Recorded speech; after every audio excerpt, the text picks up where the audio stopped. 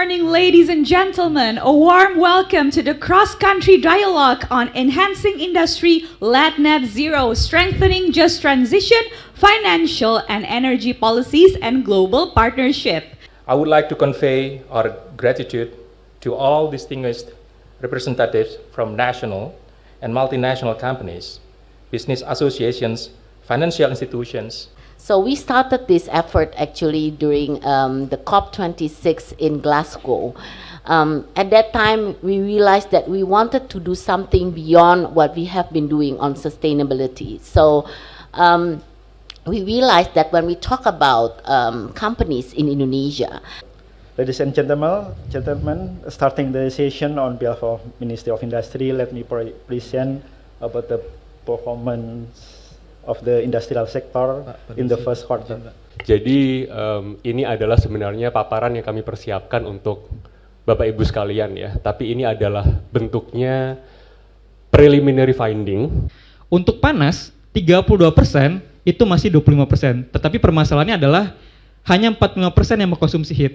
So without going much into the details of the presentation, I have the esteemed panels who are experts in their own areas. So I will do the introduction as I pose the questions to the speakers. So let me start off with the industries first. So we have. Mengapa Coca-Cola Euro Pacific Partners itu sangat berkomitmen terhadap sustainability? Karena kami punya paham bahwa dimanapun kami berada, itu kami punya tanggung jawab terhadap lingkungan dan generasi yang tinggal di sana. So being in the midstream companies, sometimes you get pressed between the customer and the upstream players. So in case of our business, we just give some brief introduction of our company. But we provide, for example, like KUR, Kredit Usaha Rakyat. So it's a highly subsidized credit for SMEs. But I think then just coming back to your question quickly in terms of what the opportunities within South Africa is for the SMEs is. So I think if you look at what has changed the past 5 years since I started this business 15 years ago, is you suddenly have a demographic of the world realizing that what we are doing. JETP merupakan kerjasama pendanaan untuk transisi energi yang ditandatangani di sela-sela KTT G20 pada bulan November tahun 2022. Di Indonesia itu bukan hanya di industri pulp dan kertas saja, saya rasa semua punya masalah dengan data collection. Perusahaan-perusahaan ya untuk mengerti sebenarnya untuk green financing what do actually they need dan apa yang bisa kita lakukan. I'm pleased to welcome you to our second session where we'll talk about just transition from the point of view of justice.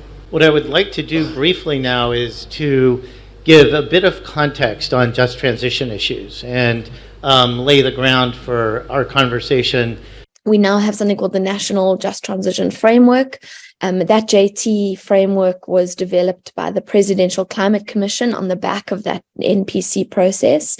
So in the light of all of this, essentially meeting India's climate goals. Indonesia masih baru-baru ini bicara mengenai just transition ya. There were elements of it that left a lot to be desired. There were elements of it which were quite great. But as my colleague Jesse had mentioned, not so long ago, we had a discussion with some of government institution who works. Thank you all for that conversation. I think it was very helpful and making sure that we also seize the opportunities to help build equity in our economies and societies. So I will conclude there and thank you all again very much. Starting from the morning, we know that industrial decarbonization is really vital for emerging economies.